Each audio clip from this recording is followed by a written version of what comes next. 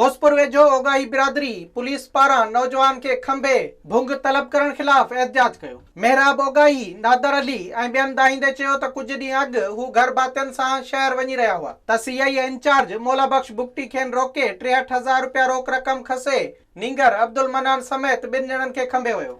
रस्ते में पुलिस खड़ी मौला बख्श बुगटी और नादर चनो सीआई इंचार्ज उन मां पुछा कई त तूं छा कमु कंदो आहीं। मां चयोमांसि मैं हर पे मन कमु कंदो आहियां।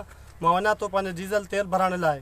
उन मूंखे पैसा बि 63,000 रुपया हुया उहे बि मूंखे खड़ी आहे। मूंखे मनान खे बि खड़ी आहे ऐं असां जेके ॿार उनखे रोड ते फिटो करे सटे विया हलिया। हुननि चयो त सीआई इंचार्ज मौला बख्श बुगटी ऐं एसएचओ हफ़ीज़ चाचड़ हिकु नौजवान खे चालान करे छॾियो पर नींगर अब्दुल मनान जी आज़ादी लाइ गरी रिश्वत तलबे रहियो आहे। असां आईजी सिंध वज़ीर सिंध डीआईजी लाड़काणो इरफान बलोच एसएसपी सदर शाह खे असांजी हिकिड़ी पुरज़ोर अपील आहे त ही कश्मीर पुलिस जी जेकी गुंडागर्दी ही दहशतगर्दी ही ग़रीबनि खे अबोजनि खे जेको इज़ा रहिया आहिनि ख़ुदा करण एसएसपी कश्मीर डीआईजी लाड़काणो इरफान बलोच खे असां अपील करे रहिया आहियूं त इन ते नज़रसानी कई वञे। ॻोठाणनि मुतालबो कयो त सीआई इंचार्ज मौला बख्श बुगटी ऐं एसएचओ हफ़ीज़ चाचड़ खिलाफ़ कार्रवाई करे नीगर खे बाज़ियाब करायो वञे। विज़िट कयो अवामी आवाज़ मीडिया ग्रुप जी वेबसाइट awamiawaz.pk